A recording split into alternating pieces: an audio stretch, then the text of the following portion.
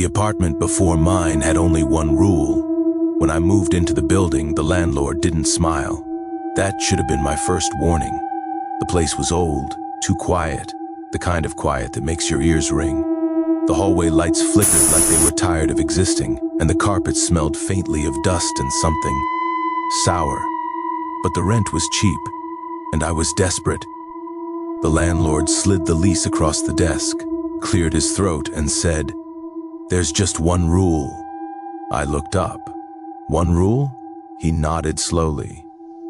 "The apartment before yours, apartment 304, used to be yours." I frowned. "Used to be mine?" He shook his head. "I mean, the apartment before you. Whoever lives here next." That didn't make sense, but I let it go. "What's the rule?" I asked. He hesitated. "Just for a second. If you ever hear knocking from apartment 304, he said, do not answer it."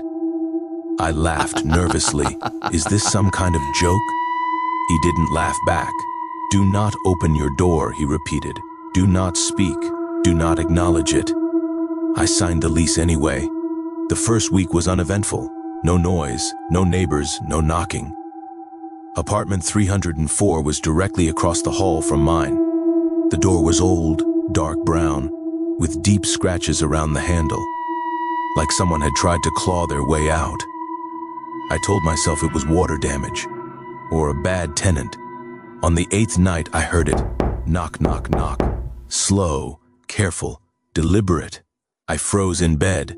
It came from across the hall, apartment 304. My heart started pounding as the landlord's words replayed in my head. "Do not answer it." The knocking continued. 3 knocks, pause, 3 more, then a voice. "Mistake," it whispered. My stomach dropped. The voice was low, dry, like it hadn't been used in years. "Mistake," it said again, louder this time. I pulled the blanket over my head and didn't move. After what felt like hours, the knocking stopped. The next morning, I checked the hallway. Apartment 304's door was slightly open, just a crack. Inside was complete darkness. I reported it to the landlord. He sighed like he'd been expecting this. "It happens," he said. "Did you answer?" "No," I replied. He nodded. "Good. What is that apartment?" I asked. He didn't respond. Every night after that, the knocking came. Always at 2:17 m.m. Always 3 knocks.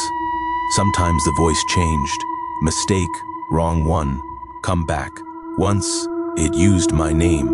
That was the night I almost broke the rule. I stood inches from my door, shaking, hand hovering over the handle.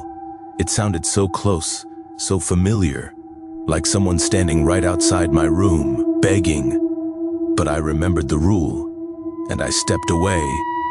On the 12th night, the knocking stopped. No sound, no voice, just silence. I should have felt relieved. Instead, I felt watched. The next morning, apartment 304's door was wide open. I don't know why I looked inside. Curiosity is a dangerous thing. The apartment was empty. No furniture, no lights, no windows. Just a single piece of paper taped to the far wall. I stepped closer. The paper read, "The rule is not for your safety." My breath caught.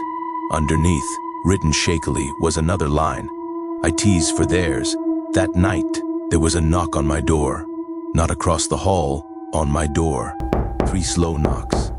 I backed away, heart hammering. The voice spoke softly. "You broke it." "I didn't open the door," I whispered to myself. "You looked," the voice replied.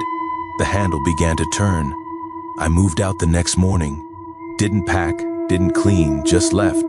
The landlord didn't stop me. He only said one thing as I handed him the keys. "Someone else will move in," he said. "They always do." A month later, curiosity got the better of me.